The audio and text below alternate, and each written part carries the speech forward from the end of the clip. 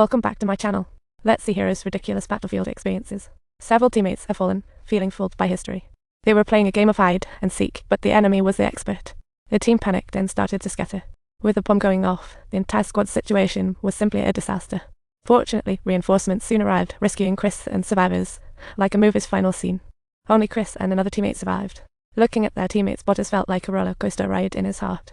Soon, he was taken to a room for a mission talk. Chris didn't hesitate to spill all the mission details, but the opposite happened. He heard things he had never said.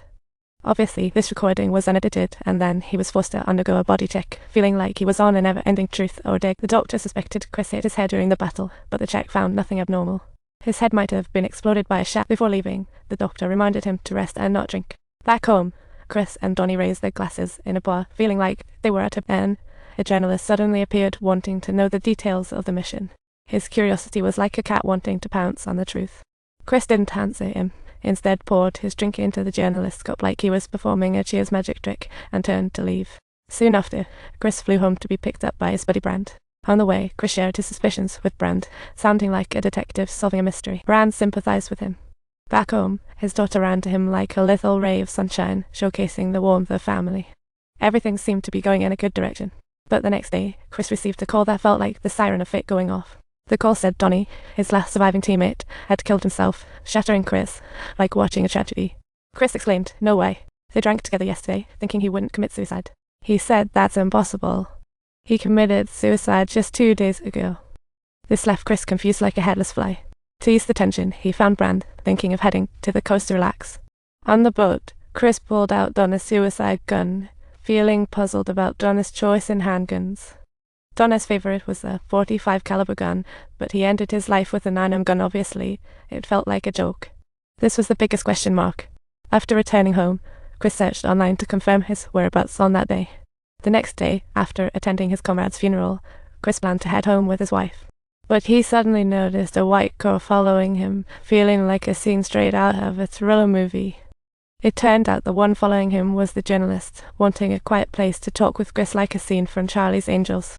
The journalist told Chris, having received the email, "You were alone on the 98th. He pulled out Donna's death certificate, showing Donnie died 2 days before the meeting, leaving Chris lost. With this recording, Chris' mind was a jumble. The journalist felt helpless, leaving her business card behind before departing. Chris picked up Donna's death certificate, recalling their time drinking together at the bar, feeling both comforted and helpless. To uncover the truth, Chris locked the gun Donnie used to commit suicide in a safe, like hosting a truth challenge. When he returned upstairs, he told his wife he needed to go to the hospital for a checkup, wondering if he was also in trouble. The next day, he went to the hospital for a comprehensive checkup, but at the exact moment when the results were being released, he unexpectedly saw a masked man pointing a gun at him. It was like a breathtaking, deadly version of a reality show. Chris reacted quickly, just as he was about to rise when another gun appeared. In the end, he and the masked man had a blade fight. Just as he was about to subdue one, the other lunged at Chris, feeling like a dance musical. Chris quickly knocked the other down, grabbing the gun from the ground and firing rapidly. But at the crucial moment, the other guy slipped away, and Chris opened the door to check on the Sydney-style escape. He began checking the bullets in the gun and realized it was the one Donnie used to commit suicide.